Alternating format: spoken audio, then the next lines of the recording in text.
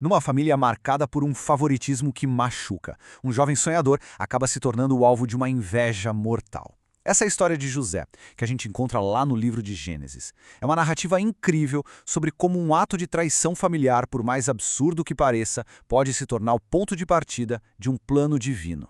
Vamos mergulhar juntos para entender como o ódio dos irmãos de José o lançou numa jornada que ia mudar o destino de uma nação inteira. Olha, tudo começa com essa frase, uma frase carregada de desprezo. Lá vem o tal sonhador. Com essas palavras, os irmãos de José não estão vendo um parente se aproximando, eles estão vendo um problema. Essa zombaria já escancara o coração do conflito, né? De um lado, a gente tem sonhos que apontam para um destino grandioso. Do outro, uma inveja tão, mas tão profunda que não suporta nem a possibilidade de que esses sonhos se realizem. Para a gente entender de onde vem essa inveja toda, a gente precisa dar uma olhada nessa família. Jacó, que também era chamado de Israel, tinha 12 filhos, mas José, com seus 17 anos, era especial. Ele era o filho de Raquel, a esposa que Jacó mais amou na vida. O texto bíblico ainda conta que José trazia umas más notícias dos irmãos para o pai, o que, convenhamos, não ajudava muito na relação. Mas o verdadeiro combustível para todo esse ódio que estava por vir era o favoritismo escancarado de Jacó. E o presente que Jacó dá para José é basicamente o estopim de tudo. A Bíblia chama essa peça de ketonet passim, e essa expressão em hebraico significa muito mais do que uma simples túnica colorida. Historiadores e teólogos explicam que esse tipo de roupa, longa, toda ornamentada, era usada pela realeza ou por quem não precisava fazer trabalho pesado. Então, ao dar essa túnica para José, Jacó não estava só dando um presente bonito.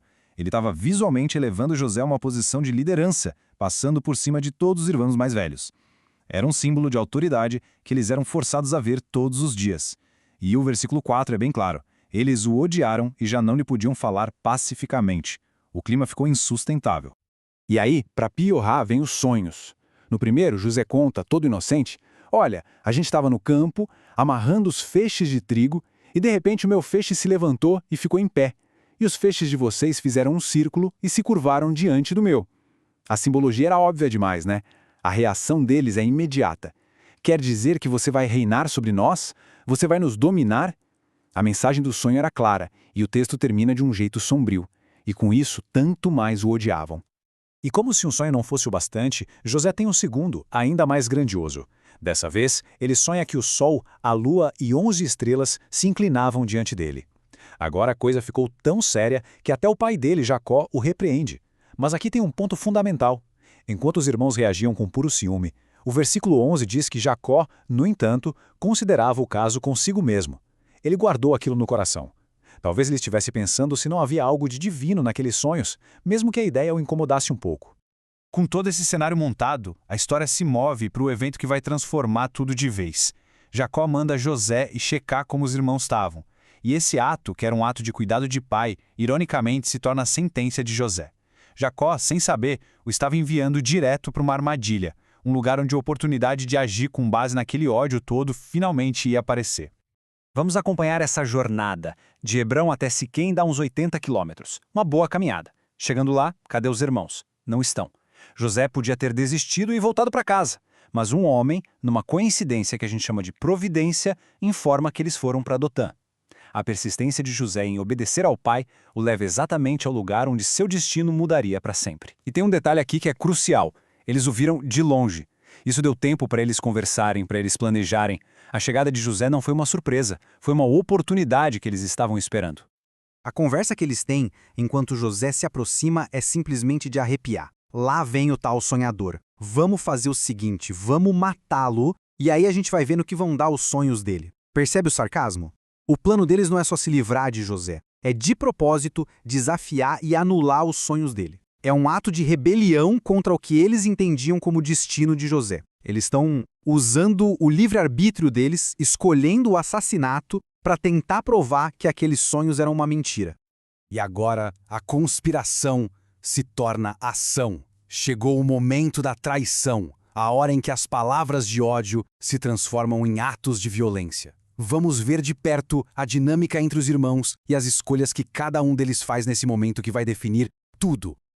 No meio daquela confusão, dois irmãos tentam intervir, mas por motivos bem diferentes. Rúben, que era o mais velho, tenta salvar a vida de José. O plano dele é, vamos jogar ele nessa cisterna, e depois em segredo eu volto aqui, pego ele e levo de volta pro nosso pai. Ele quer de alguma forma desfazer o mal. Já Judá, por outro lado, propõe uma alternativa que parece menos brutal, mas é igualmente terrível. Ele apela para uma lógica fria, a lógica do lucro. O que a gente ganha matando ele? A proposta de Judá troca o sangue nas mãos pela prata no bolso, mas a desumanização é a mesma. O irmão se torna uma mercadoria.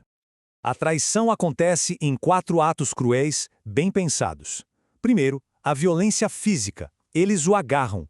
Segundo, o ato simbólico. Eles arrancam a túnica dele. Aquela Ketonete Passim, que era a fonte do orgulho dele e do ódio deles. Era como se estivessem arrancando a identidade de José. Terceiro, o abandono na cisterna, basicamente deixando-o ali para morrer. E por fim, a decisão final, vendê-lo. Cada passo foi uma escolha consciente, um degrau a mais na crueldade. 20 ciclos de prata. Esse foi o preço. A gente tem uma ideia no contexto da época. Segundo a lei de Moisés que viria depois, esse era o valor de mercado de um escravo jovem. Eles não só venderam o próprio irmão, eles o venderam pelo preço padrão de uma mercadoria. Esse número, frio e calculado, revela a profundidade do problema moral em que eles se meteram naquele momento. Pronto, a transação foi feita. Para os irmãos, o problema parecia resolvido.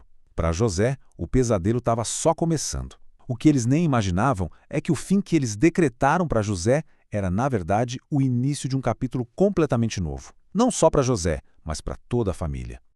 Então, os irmãos tiram José do poço e o entregam por uma caravana que passava por ali. Esses comerciantes viajavam por rotas muito antigas, levando especiarias, bálsamo, mirra, tudo para o Egito. E José agora era só mais um item na carga deles. Ele está sendo levado para longe da sua terra, da sua família, para uma nação que ele não conhecia. Tudo que ele tinha foi arrancado dele de uma só vez. E para encobrir o crime, eles criam uma mentira extremamente cruel. Eles matam um animal, mergulham a túnica especial de José no sangue e levam para o pai. A pergunta que eles fazem para Jacó é de uma maldade calculada. Reconhece aí, essa túnica do teu filho ou não é? Eles não dizem que José está morto. Eles apresentam a evidência e forçam o próprio pai a chegar na conclusão mais dolorosa possível. E Jacó, ao reconhecer a túnica, não tem a menor dúvida. A dor dele é imensa. Ele rasga as próprias roupas, se veste de luto e chora por muitos e muitos dias. O versículo 35 diz que todos os filhos e filhas tentaram consolá-lo, mas ele se recusou. Ele dizia, chorando, eu vou descer até o meu filho no Sheol, que era como eles se referiam ao mundo dos mortos. A mentira dos irmãos mergulhou o pai numa dor tão profunda que ele sentia que a vida dele também tinha acabado ali. E é bem aqui que a narrativa dá uma virada. O que parece ser só uma tragédia familiar sem sentido é, na verdade, o doloroso ponto de partida para um plano muito maior. As escolhas humanas, que nasceram da inveja e do livre-arbítrio, acabam se tornando, sem que ninguém perceba, instrumentos nas mãos de uma providência soberana. Vamos observar os dois caminhos que se abrem a partir desse ponto. O de José o leva para a escravidão, para um futuro que parece não ter esperança nenhuma. O dos irmãos os leva de volta para casa, livres, mas carregando o peso da culpa e da mentira para o resto da vida. O grande paradoxo aqui é que o caminho da vítima, o caminho da injustiça, é o que no fim das contas vai ser usado para cumprir os sonhos. E a liberdade de escolha deles não frustrou o plano de Deus. Pelo contrário, colocou esse plano em movimento. O capítulo termina com um detalhe que não pode passar batido. Lá no Egito, José não é vendido para qualquer um. Ele é comprado por Potifar, um alto oficial do faraó, nada menos que o capitão da guarda. Isso quer dizer que, mesmo como escravo, José é colocado dentro de uma casa de poder e de influência. Isso não é um acaso, é a mão da providência já o posicionando para o próximo estágio de sua incrível jornada. E assim, essa primeira parte da história nos deixa com uma pergunta que ecoa através dos tempos. Como é que as piores escolhas humanas, nascidas do nosso livre-arbítrio, da inveja, do ódio, podem ser tecidas uma tapeçaria muito maior por um propósito divino que a gente ainda não consegue enxergar?